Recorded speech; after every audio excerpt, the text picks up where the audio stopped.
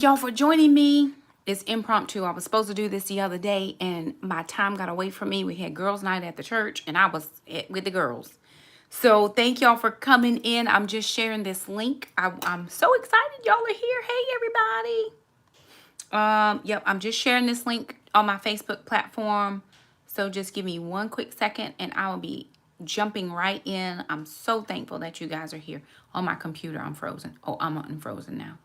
Chime in, let me know where you guys are watching from, just so I'll know. Okay, let me see. Hey, ma'am, good morning. Hey, blessed with one. How are you, lovely? Good to see everybody. Arkansas, listen, one of these days, I'm about to be over there. I'm about to come. I'm about to come over there and see what there is to see in Arkansas. Ain't much to see here in North Carolina, right? But, you know, listen. I'm going to do it. I'm going to do it. I'm glad y'all are here. Hey, everybody. I do have something I want to chat with you lovelies tonight because most of my audience is women. So, of course, I'm always here for women's issues. Hey, ma'am from Durham. It's good to see you. Hey, Teresa. Hey, from New Jersey. Australia. Yes, ma'am. Listen, anytime somebody international comes, I'm like, really, Jesus? Okay, I see you. That is awesome. Hey, Miss Wanda Jones. I am trying to just share this feed. I'm in my last share and then I'm popping back over here to give my attention. I'm gonna jump right in. Y'all don't have time to be waiting to draw an audience. Whoever's here is the audience. Praise the Lord Jesus. Hallelujah. I'm glad you're here. So, hey, Kia from Mississippi. Yay. I'm so glad to see everybody. I'm going to try to do more of these. I'm thinking about some Sunday nights because that might be better than Friday nights because, you know, Friday is the beginning of the weekend. Sundays, people are kind of downtime. Later in the evening, you know, we have a little bit more leeway to do some things. So if you're joining me for the very first time, hey, you guys, I am so glad to have you. Hey, from South Carolina. It's good to see everybody. Thank you all so much for joining me. So before we jump in any further, can we not talk about those sub numbers? I mean, look at the Lord. Look at Jesus, right? Let me turn my camera around just a tiny little bit, y'all. I'm going to adjust you guys, and hopefully it won't shift y'all too much. Okay, it's shifting a little bit, but I apologize because I need to shift my camera. Hey, ma'am from North Carolina. Oh, my goodness. Oh, okay, here we go. So I'm gonna just try to see what works best for everybody, and it's not going to be perfect for every person, but I'm going to do my very best to try to get as many people in as I can. I don't usually stay before you guys long, but I do want to just kind of do a little chit chat and talk about some things. So for those of you who are new and you've not been around here very long, thank you so much for joining us. I am from nowhere, North Carolina, honey. Don't even try to find me because it ain't nowhere on the map. But the Lord moved us several years ago, and of course we're down here near the beach now. We live at the beach, but this is not where we're originally from. I'm a person that nobody probably even thought would do anything in life beyond marry the farmer boy across the street, right? That was my lot in life, and God saw fit to do something different for me. For those of you new folks, I am an ordained minister. I'm an ordained pastor in North Carolina. I'm a licensed minister in South Carolina. And I've been doing this women's ministry thing now for going on 8 years. The Lord spoke to me in 2014 in November to start a ladies group, and we did. My heart and my passion are women, to see women do woman things well, to wife well, to mother well, to parent well, to friend well, which we don't traditionally do because there's so much cattiness with women. That's just the nature of how things are, and it doesn't have to be that way. So my heart is to teach as much as I am able and to encourage, really. I mean, if you learn anything, praise the Lord, but I want you to be encouraged that if you're in a situation or in a state of mind that you don't need to be in, God can bring you out. And if you have come out, then to share your story with others so that they can come out as well, which is what I do. When I came out of an abusive situation, when I came out of a poverty mindset, when I came out of a marriage that should have never happened in the first place, I now try to teach people don't make that same mistake, right? And if you're already in it and there's nothing you can do about it, then we can improve ourselves. So the other day I posted again 24,000 subscribers. Thank you guys so much. You don't know how much this means to me. It's just a blessing of the Lord. We've been on YouTube for 7 years, and I've been trying for the last 2 years to figure out how to get to 20,000 subs, and the Lord did it in 3 days. I'm so thankful. It's something about 3 days, y'all, that God is just in control, and I'm here for that. One day I'm gonna preach in 3 days, because a lot of stuff can happen. But I was going through, because when you have a large amount of subscribers, I don't know how other people do it, but I don't have anybody else manage my comments. I manage my own comments. I respond back to comments. I delete people. If your intent, if a person's intent, not y'all, because y'all are my people, right? But if a person's intent is to come here and to cause harm, then they must go. Right? Hey, Bev, good to see you. We are not here to cause harm to people. You don't have to agree with everything that I say. You don't have to agree with everything that I do. You don't have to agree with the way that I do it. But don't come here to cause harm. And the reason I say that is none of us know where people are in their life, right? None of us, hey Tiff, none of us know where people are in their life. I could have had a really bad day, read a comment, and I should, people, you would think, well, they should be stronger than that. They should be, but some people are very fragile in their mental, so we don't need to be doing stuff that's harmful to people. And so when I see that in my comments, I just delete people. I used to take it real personal. It used to bother me, but I don't take it personal anymore. I just delete people. When you make comments in all capital letters, you delete it. You blocked and blessed, as Gia would say over at Marriage and Motherhood. We love you, but you blocked and blessed because it's not beneficial for the people. Now, if you make a comment that is something that I may not agree with, but it's not harmful, I don't mind. I'll respond back, just like the cabbage. They're like, hey Lisa, they're like, girl, I would have put some cabbage and some potatoes and some onions and all this.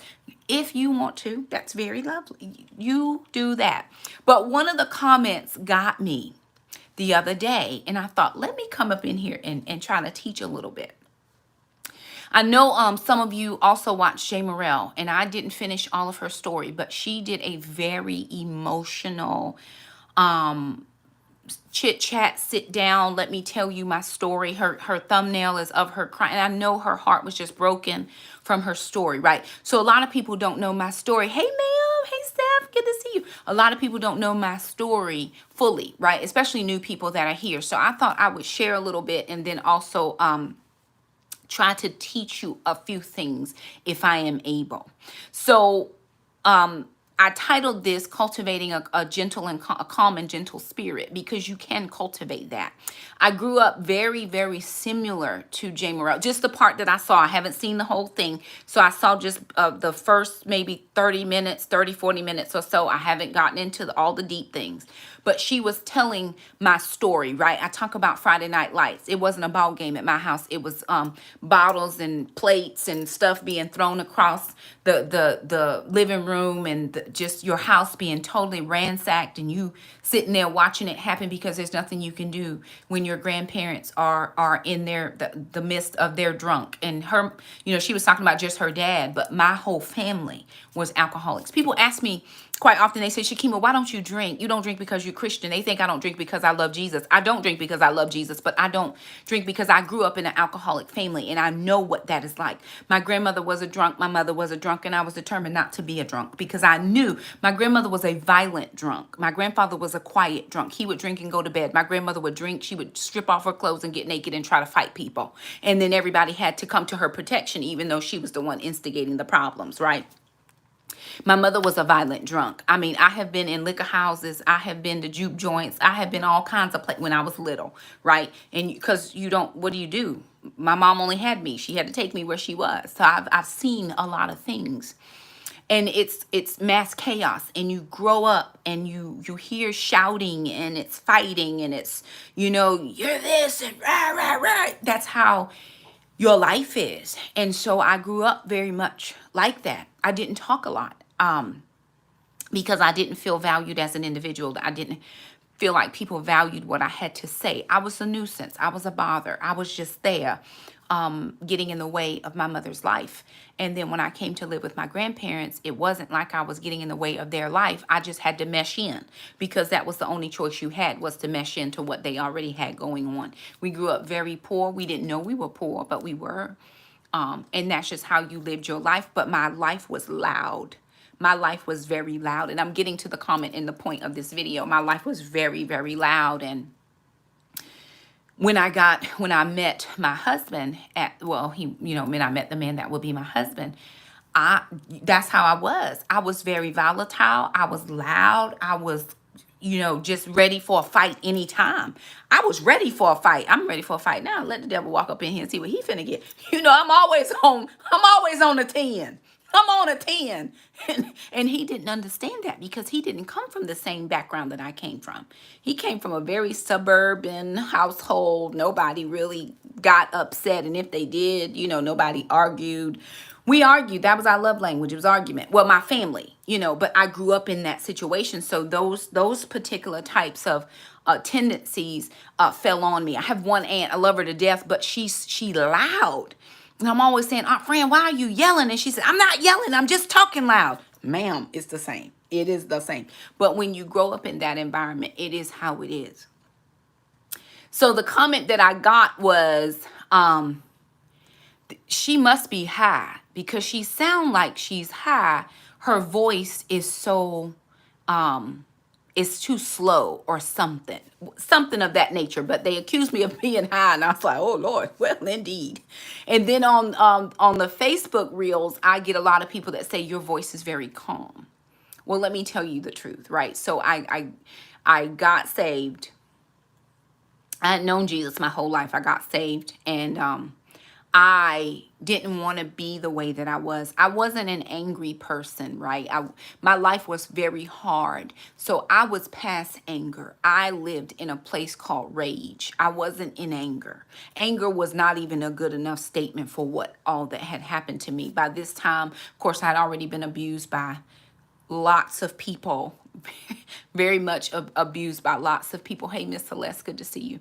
And people think that when you're a young child, and I didn't have any rights. I didn't have the right to say anything about my body. I didn't have the right to say anything about who tried to abuse me or who did abuse me. So I grew up with rage. It wasn't anger. So if you have ever experienced anger, multiply that times 1,000, and that's what I was.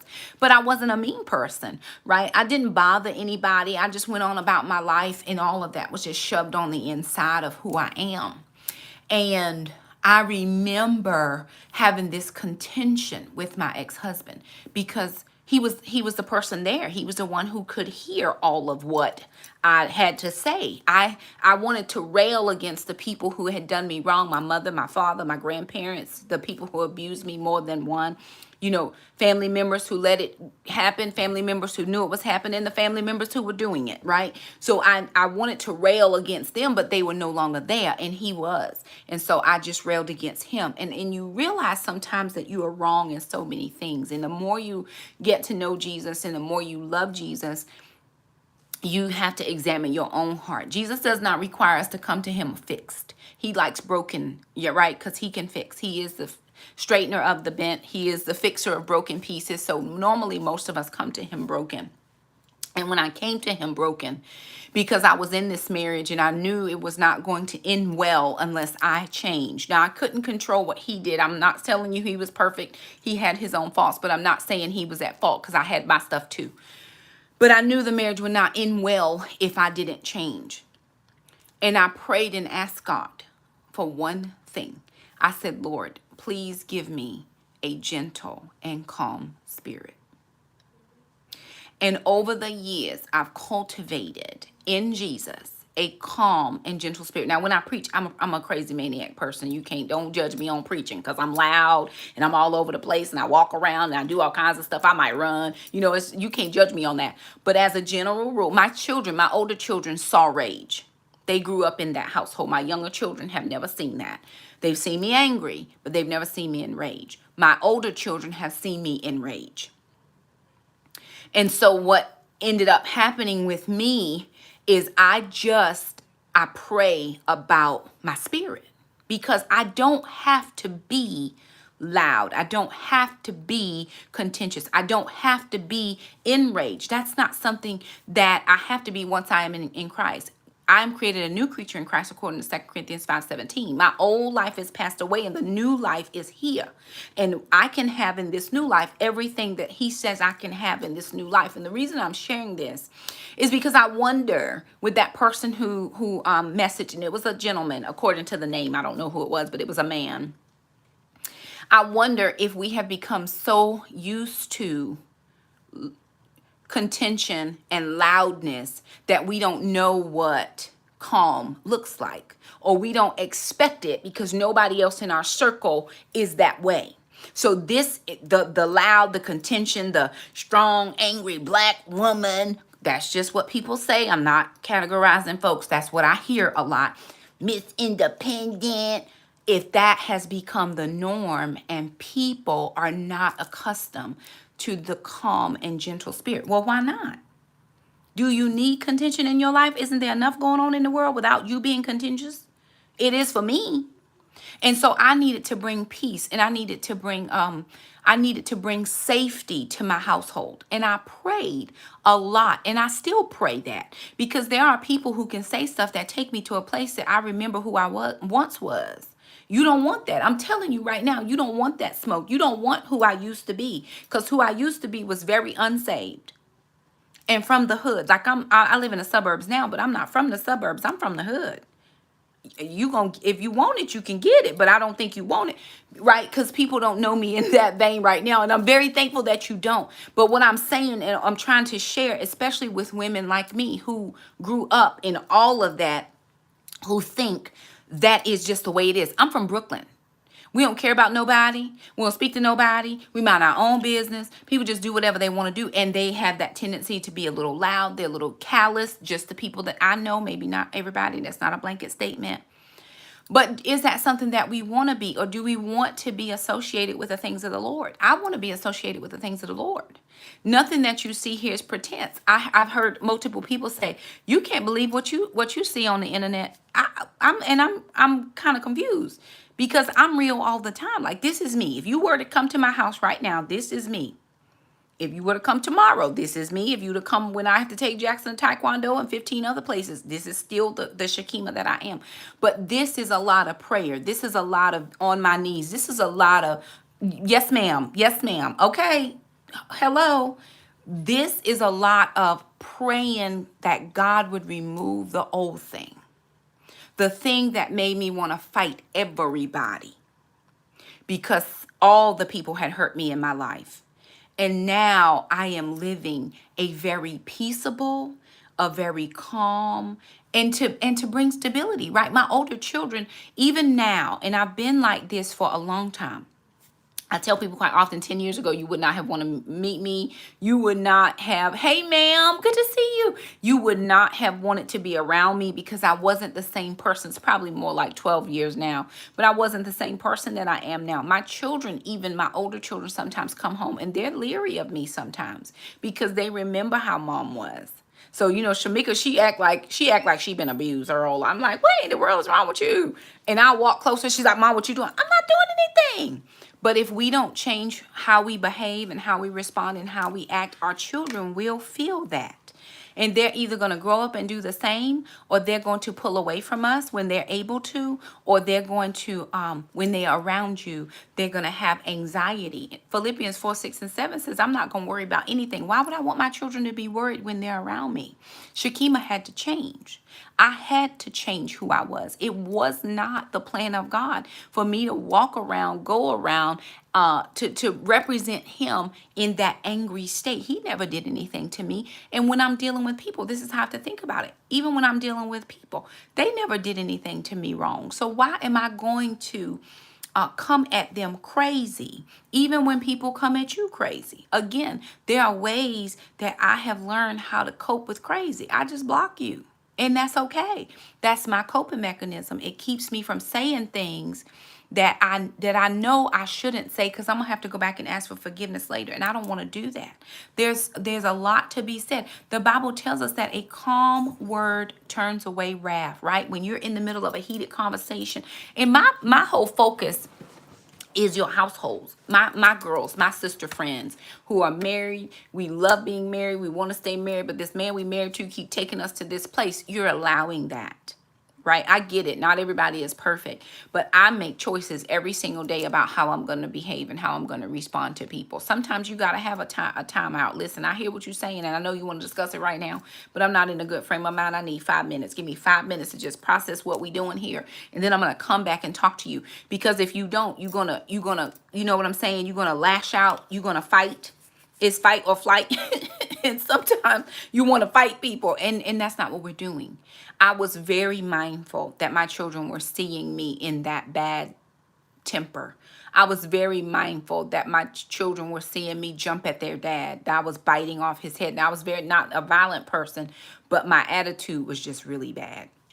And I would come, you're not going to come for me, because I'm going to come for you before you come for me. I am the best at coming back. My clapbacks are on point, okay? Do not. And with see the neck and all the things. I grew up in that. And I know it was not God's best for me to perpetuate that lifestyle. And I had to change. I had to change for me and for the little people that I was trying to raise to be productive citizens. And I was trying to raise to be good parents. And I was trying to raise to be good wives. And so my friend Nicole, she is like my number one cheerleader. She helps me. She says, Shakema, your husband is going to get something when he gets you. And I'm so glad, even though I've desired marriage since I got divorced, that I haven't been married yet, because it took a long time to cultivate where I am. Now, when you pray a prayer to the Lord, but believe me, that prayer is answered immediately. You just may not see the physical manifestation of it yet. I wasn't ready for what I was praying for, right? I was praying for a husband to come into this house and to be with me and to help me raise my children and to help me be all the things that I needed to be in God. But I wasn't ready for him at that moment. I had to get Shakema together. It took the loss of a marriage, and it took the loss of my children. My oldest daughter, I tell this story quite often in my Titus 2 Women group. My oldest daughter left home when she was 18. She didn't talk to me until she was 25. She didn't talk to me for 7 years. She just could not deal with what I had put her through at home. No child should have to be subject to my pain, my past, my hurt, because I'm now projecting that onto them. So when that comment came through, it was like, really? Are we so used to people being offensive? Are we so used to people being quick to respond? I'm not responding to you. I mean, I'm going to respond to you. I'm not going to react. We're so quick to react, but I'm not reacting. I'm going to respond. Your emergency is not my emergency. So if you need something done right now and it doesn't fit into my plan, I'm just going to simply say, I'm sorry, I'm unable to help you at this moment, right? The answer to everything is not yes, because then you get frustrated, then you on a 10. I'm not going to be on a 10 for you. I'm not going to be on a 10 for anybody. I'm going to be on a 10 for Jesus, but I'm not going to be on a 10 for anybody else, right? And so think about it in that vein. And when I tell you that I prayed that prayer, Father, develop in me, create in me a gentle and calm. So I've been praying that for years. And people see me, they're like, oh, Shakema, she used to do this and she used to do that and she used to say this and she was so mean. And people really thought or think that I'm a mean person because they knew me before. But I've been praying to the Lord for years to be at this place that I am right now. The way that I'm talking right now is pretty much the way that I talk all the time. Unless I'm talking to my sister, because she get on my nerve and I'm praying for her. Psalms 51 is one of my favorite Psalms. I can't, when I think about David, and he talks a lot about when I cried out to the Lord, he heard me. I love God. And he heard the prayer that I prayed, and he was very faithful to me. Let me go to the scripture. Proverbs 15:1, that was a soft answer turns away wrath, but a harsh word stirs up anger.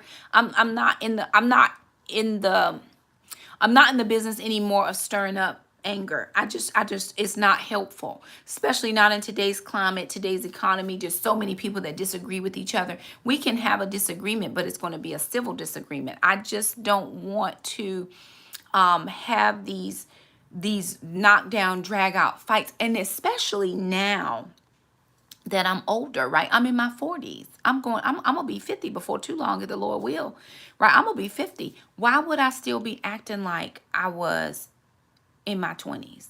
because I was married in my 20s and into my 30s, my early 30s. Why would I even do that? It did not benefit me anything. What it did was it cost me my family. Now, there was some other extenuating circumstances that had something to do with that. It wasn't just me that the marriage didn't work. There was a lot happening, but I wasn't in the right frame of mind to be married. And I had come from a terrible background that I just did not know how to relate to people. So I'm going to relate to people the way I want you to relate to me. You may not relate to me the same way, but this is how I'm going to deal with you all the time. So there is nothing wrong with me other than the fact that I want to represent Jesus very well. And he allows me. I tell people that use cuss words, you may need to expand your vocabulary. If those four letter words are all you have, 4 or 5 letter words, I need you to expand your vocabulary. Why would that be the basis of everything you say? I've got little ears listening. I've got people around here checking me to make sure I'm staying on point.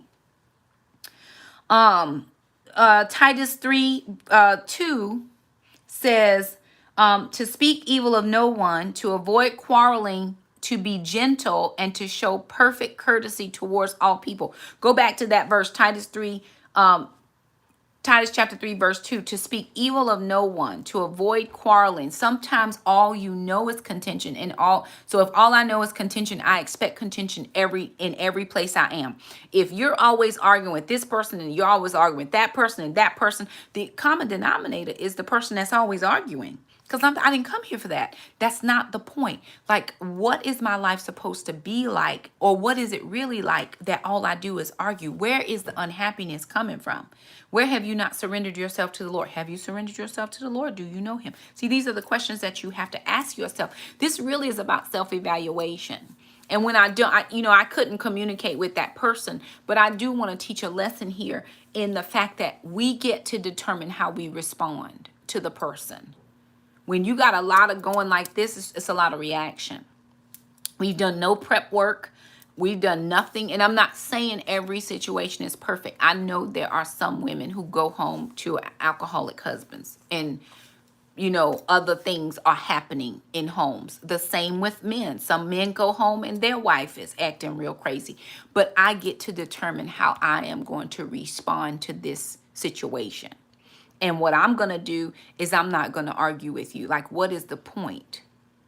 What's the point of arguing? Like, we can sit down and have an adult conversation, but as far as this arguing situation, it's not going to be beneficial. And we're still going to have to come back and revisit it tomorrow. So why don't we just table it to tomorrow when everybody is fresh and we clear and our minds are well? Right? That's the point that we're trying to get to.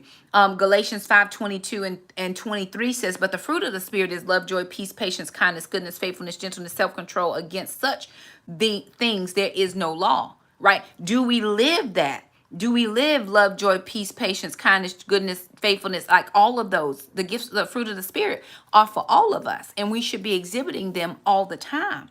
So I think sometimes when people don't recognize the fruit of the Spirit, it's because they're not in the Spirit. And if you're not in the Spirit, you really can't recognize when those qualities or characteristics are exhibited. We should be loving people, even if they don't love us back. There was another comment on one of those videos. I think it was the encouragement video, and I'm getting ready to post another one. So I hope that it does as well and people feel like they're really getting something. But it says, I don't know what my purpose is, right? I said, live your life on purpose. I don't know what my purpose is. I'm going to tell you. You have 2 purposes. One purpose, but it's twofold. To love God and love people. That's it. Love God and love people. How you do that is up to you. He may call you to feed the homeless. He may call you to be a foster parent. He may call you to, evangelize on your job. He may call you to start a Bible study. I mean, I don't know what he's going to tell you to do in order to love people, but love God and love people. That's the only job you have. It's all you got. There's nothing else you got to do. And we get working ourselves up trying to figure out how we can serve God. Love people. Love people. That's it. Do good to those. Do good to people. Jesus went around doing good things, finding things he could do for people, finding people just to sit and chat with.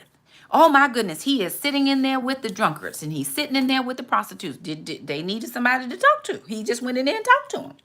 Just because you might be in a place where people who live a different lifestyle than you doesn't mean you're participating. It doesn't even mean you agree with their lifestyle. Sometimes people just need to talk. I remember we had done an interview.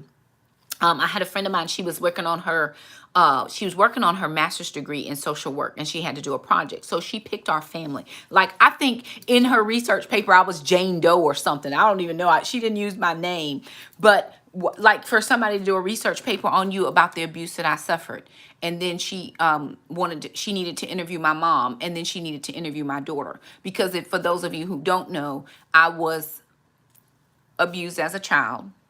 And I had a child from that abuse. I chose to keep her.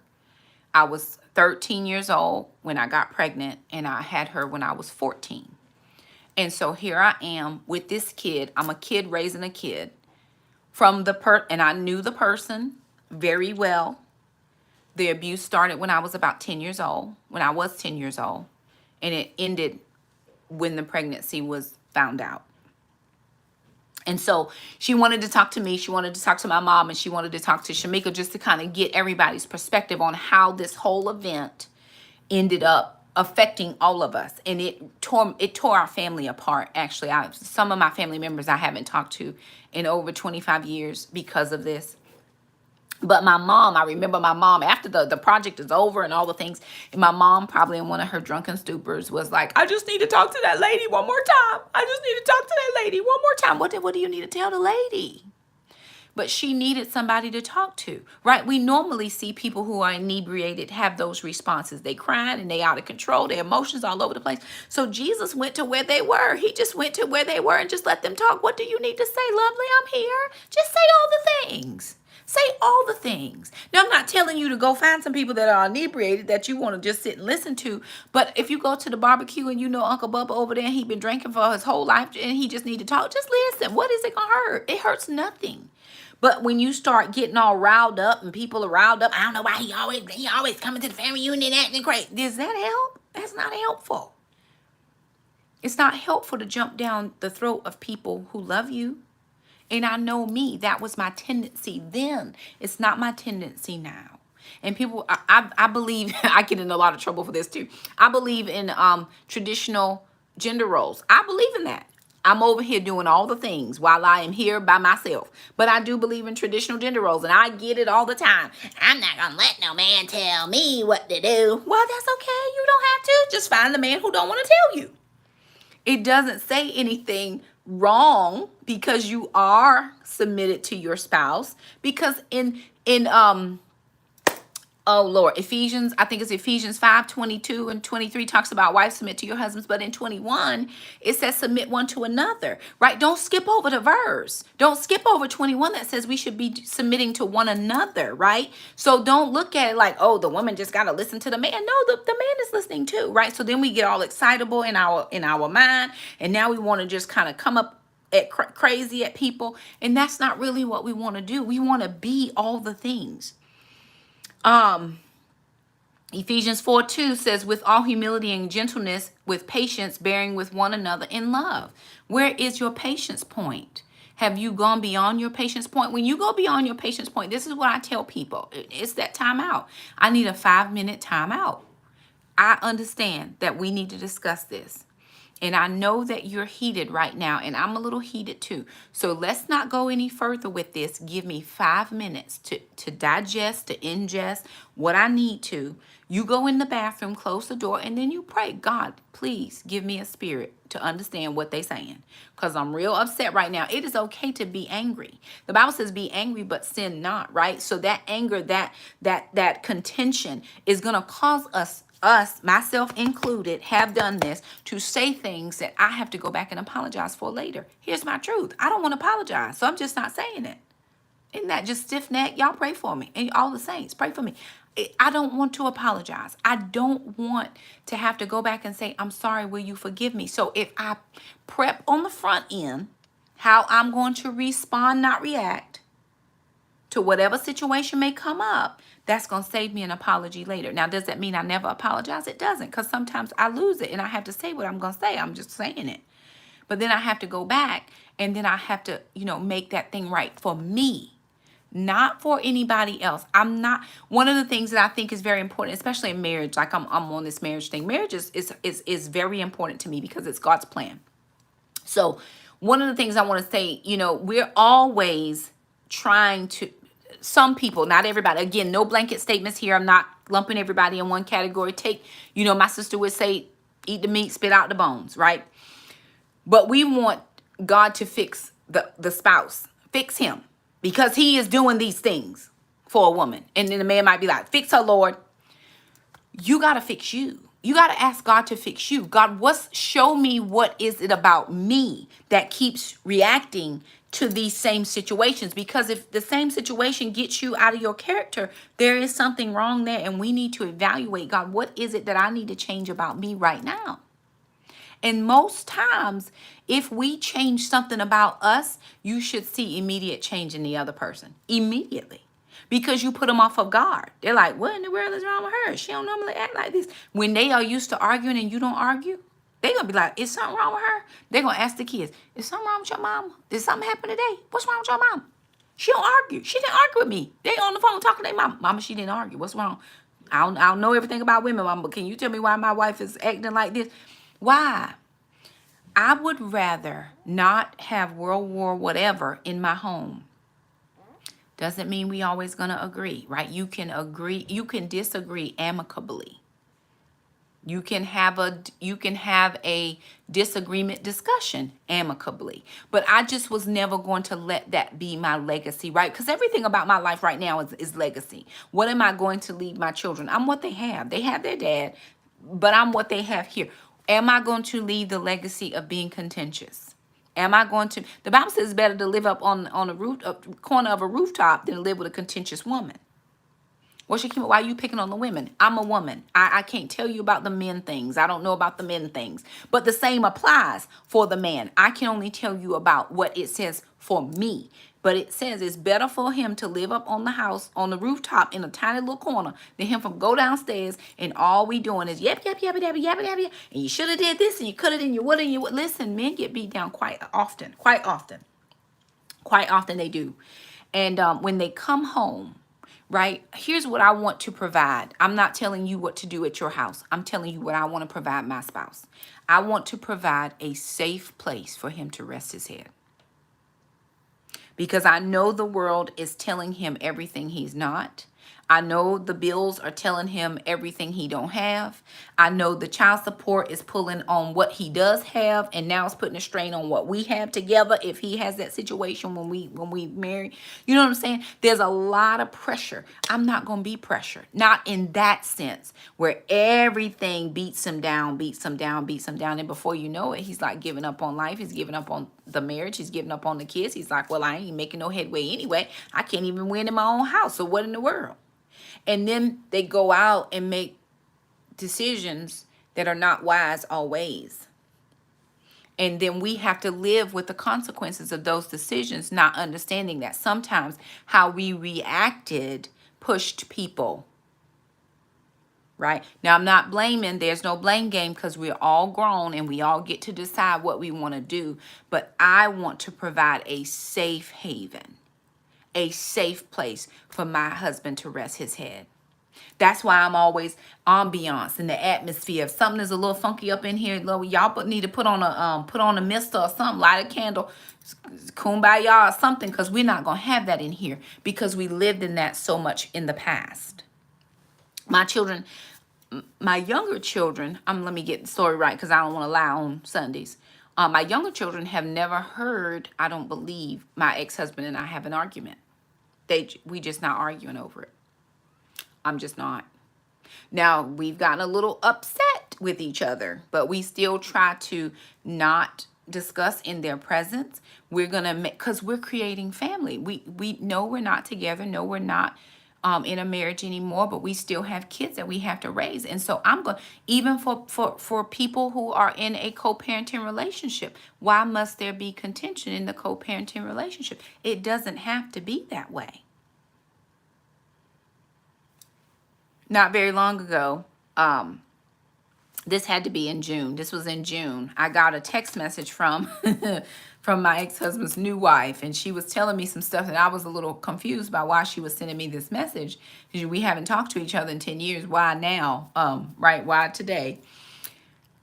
And immediately I was on a 10. Immediately I was on a 10.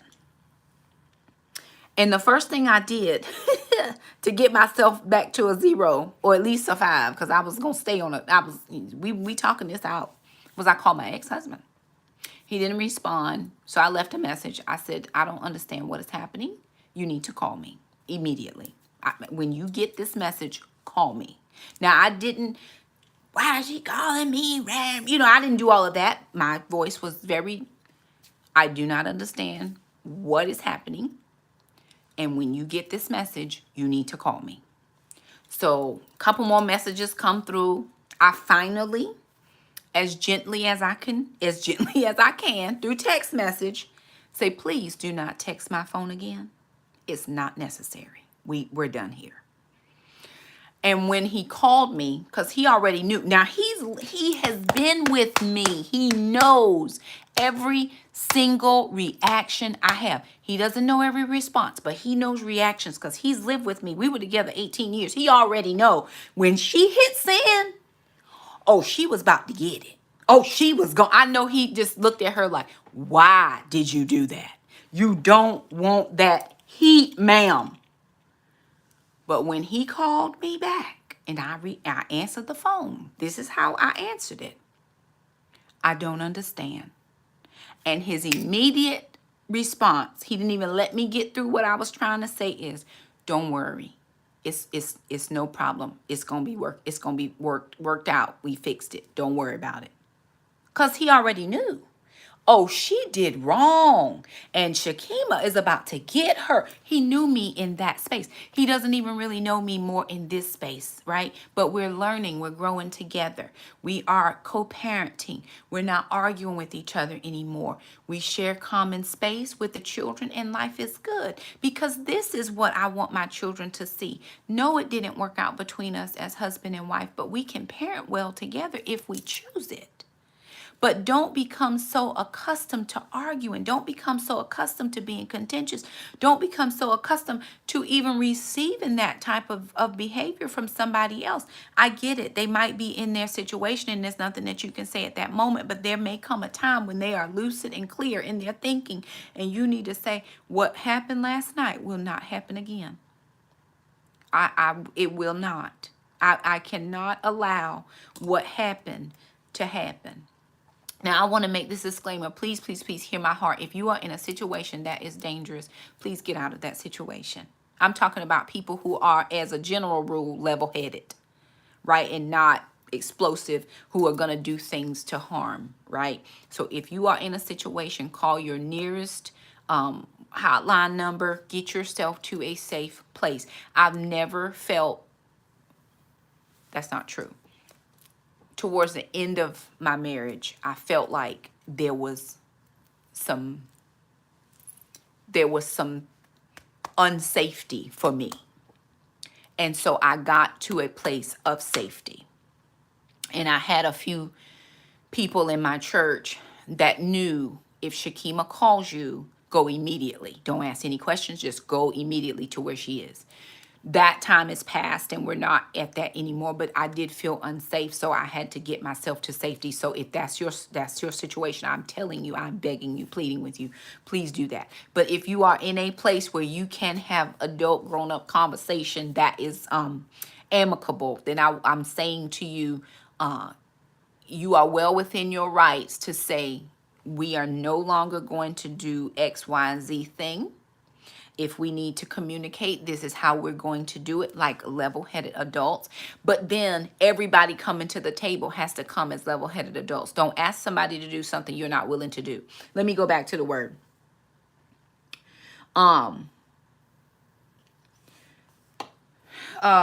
me go. Philippians 4:5 says, let your reasonableness be known to everyone. The Lord is at hand. And then it goes into 6. It says, don't worry about anything, but pray about all things. Give thanks. Ask the Lord. right? Think on the good things, right? So 4 and 5 says, let your reasonableness be known to everyone. When people interact with you, let them know she's pretty reasonable. I can definitely talk to her. I'm looking at my computer when I'm looking over here because I've got my scriptures pulled up. She is reasonable. She's not gonna fly off at the handle. She's not flighty. She really, you can talk to her. She's level-headed. It's okay. Again, that doesn't mean agreement just because you don't argue. Paul and Barnabas, they were BFFs. Then they had a disagreement. They just decided to be on two sides of the street. It's like, okay, homie, I'm gonna see you later. I'm going over here. We can disagree amicably. We don't have to always agree on everything, but when people associate with you, can they say she's reasonable? Now, I know some of us strong, independent black women, right? That's what we get labeled, especially by men, and it bothers my spirit. I am what I am now because this is what I have to do. It's not who I want to be for the rest of my life. I'm independent. There's nobody else here but me. Yes, I gotta do all the things, but that doesn't mean that there's not a place for you here, right? But you've already assumed in your mind what it is. But can people talk to you and be reasonable? I was on a singles panel a couple weeks ago. I've been on one almost every week in August except this last one. And we did one with just single ladies, then we did another one with single ladies, then we did a co-ed one with men and women. But the second one, there was just this one lady, and you could tell she was, her claws were out, and it was against men. He gonna treat me this way, and if he can't come pick me up, and if he don't open my door, and if he nobody wants to go out with you, ma'am. Nobody wants to go out with you. And then they assume that the rest of us are like that. Or if we come calm, they want to know what's wrong with us. There's nothing wrong with us, right? I want the gentle and calm spirit to be the norm. Can that not be the norm? Can that not be what we want to transfer to other people, right? Isn't it hard to play Dr. Jekyll and Mr. Hyde? Right? You're one way here, but you're one way here. I want to be the same everywhere. I want to be the same where I am everywhere, no matter where I am, regardless of what company I'm with. I want to be able to be in the church just like I am at home and how I am at work, right? How I am on my TikTok. You're not going to see anything crazy on my TikTok. Like some people, you can't even do your TikTok because you're worried about your coworkers seeing it. Well, is how I am all the time. So if you see it, I was at the nail shop getting my nails done. This was months ago. And my nail lady, her name is Shayla. Shayla said, I saw you on Instagram. She's Puerto Rican. I saw you on Instagram about keto wins. Yeah, yes, girl, you saw me. Because that's how I am all the time. I'm fun. I'm always fun. Right? It's too hard. It's like when people will say to me, Shakema, I can't believe you tell everybody your business about your finances. It's too hard for me to try to make up pretend numbers. I don't have enough wherewithal to remember what lie I told to try to cover up a new lie to make sure I'm telling the old lie right. So why don't I just tell the truth all the time, right? This is the way that I'm going to be all the time. I am flatline, pretty much. Even to the point where my friends and my family now, my church family, and my friends, if I'm quiet, they'll say, what's wrong with you? I say, nothing. What I do? They're not used to me being quiet because when I first came here almost 14 years ago, I was loud and I was cantankerous and obnoxious, and it was just a lot. So they're very used to that, but that's not who I am, and that's not what I want to perpetuate for myself and my children. I'm a professional. I have a professional job that I do, and if I'm like, I can't turn it. That's not true. I can turn it on and turn it off when I'm having fun with my friends and with my sister, right? But for the most general part, I'm the same all the time. This is me. When you see Shakema, this is what you're going to get. I don't get upset. My daughter, finally, my older children have accepted me who I am.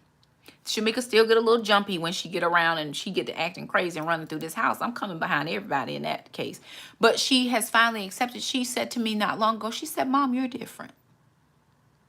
And I'm just trying to figure out what and where she's talking about. She's like, no, you're different. And she's like, I love it for the little kids, because she knew what it was like to grow up in that contentious household. She knew. She was the one with me the longest. She has experienced Mom at my worst. And I've never drank. I've never been high. I've never done any of those things that people would say are the thing. I've always been a good girl. I always listened. I always did what I was told. That's how I was abused, right? You do what you're told. You're a kid. Adults have the right to say whatever and do whatever. That's how I always was. Hey, ma'am, good to see you.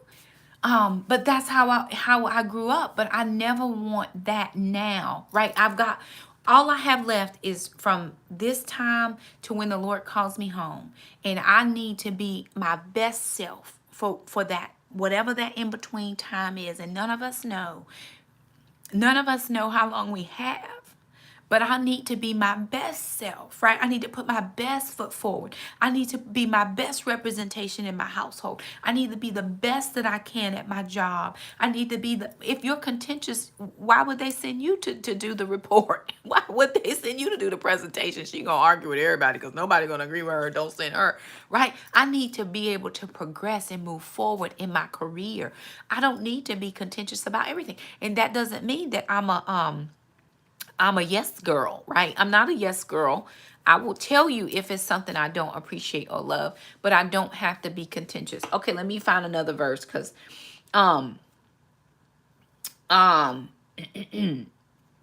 Galatians 6:1. This is a good one as well. It says, brothers, sisters too, if anyone is caught in any transgression, you are spiritual. You who are spiritual should restore him in a spirit of gentleness. Keep watch on yourself, lest you too be tempted. So if you find somebody who has done something, right, we are doing a gentle restoration. God's plan from the time that Adam fell until Jesus was here, and his whole plan for Jesus and us is restoration of relationship between the fallen and the one who can lift the fallen, right? The fallen man and God. That is his whole plan, is restoration.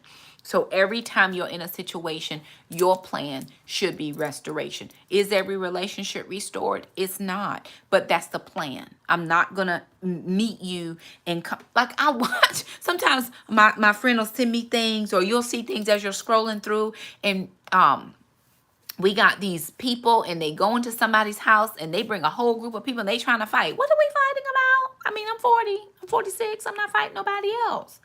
I'm not fighting anymore. I mean, I'm just not going to do it. It's just not beneficial for me. So, when that comment came through, it was like, wow, I can't believe that and some people, and there's bots and all kinds of little things out here in YouTube land that are just sent to just bother. But for somebody to think that my voice, that I was on something, that is to me wild. Like, is your expectation that I'm going to be loud and cantankerous, or, what is the expectation truly for me? Because I know what I've prayed and I know what God has done. When I tell you, you are looking at a living, breathing, walking miracle of God.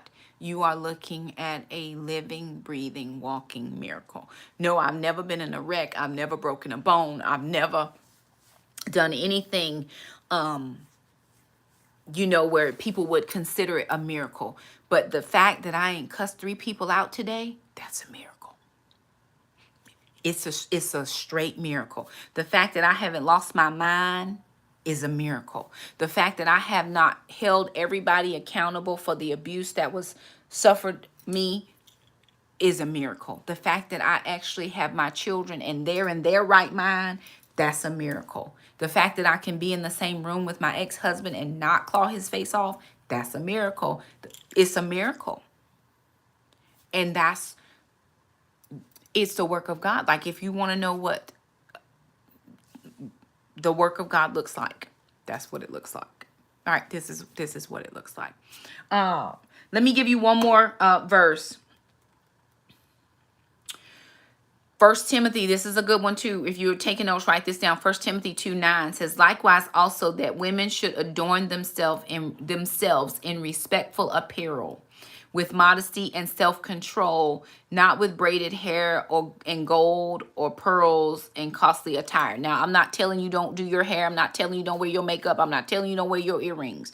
But the part for me with modesty and self-control is that self-control part that I'm trying to pull out of it. We adorn ourselves with self-control. We adorn ourselves by watching what we say. We adorn ourselves with what we look at and what we hear. Listen, when you're sitting and listening to gossip about people and now you're getting heated about this situation and you're about to say something to them because they shouldn't have did that. Listen, put your ears closed. Like, I can't listen to this. I'm not listening because it takes me to a place that I don't want to go. Like, God has delivered me from that. I'm not really going back to that. That's not a thing that I'm doing, right? So we have to be very careful. But that self-control piece for me is just so key. 1 Thessalonians 4:11. Come on through 1 Thessalonians. And to aspire to live quietly and to mind your own affairs and to work with your hands as we instructed you. To live quietly and to mind your own affairs. That is Bible for mind your business. Mind your business. It is not imperative. It is not eternal that I would go and put my nose in everybody else's business. I need to mind my business. I got enough stuff going on in here that I don't need to be in everybody else's business. And then sometimes when you're not in people's business, people want to know, what's wrong with you? Well, girl, what's wrong? Nothing is wrong. I just choose not to be in that, because if I get in business, it's going to make me feel a way, and then I'm going to have to respond. And I'm going to react, and I don't react, I respond. But that don't have anything to do with me. So I'm just going to mind my business. Right? Anyway, let me see.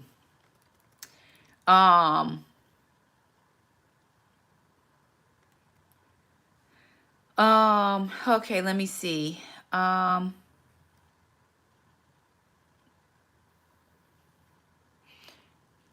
not going to read that one. It talks about submitting to your husband. Okay, I'm going to leave that alone. Anyway, you can cultivate a gentle spirit. You can cultivate. You just have to plant the right seed.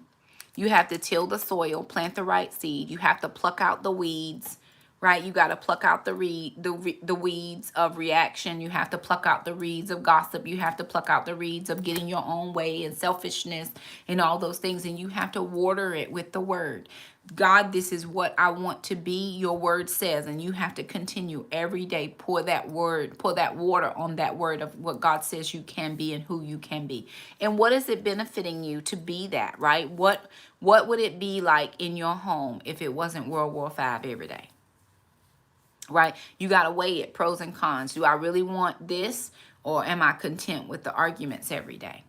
Because when you change, I promise you, the atmosphere in your house changes. It just does. It's just how God works. And I'm so very thankful that he did it for me. And my whole platform on YouTube was, if he can do it for me, he can do it for you.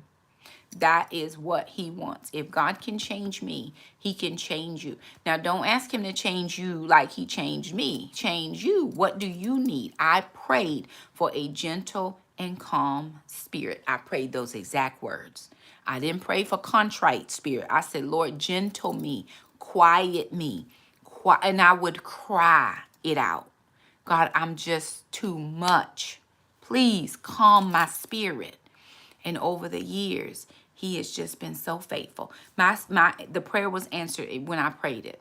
But then I had to get in agreement with how he was going to work that thing out. I had situations come up that I had to address, and I had to address them calmly and quietly. I had situations come up where I could have really been explosive in my reactions, and I just had to respond calm and quietly.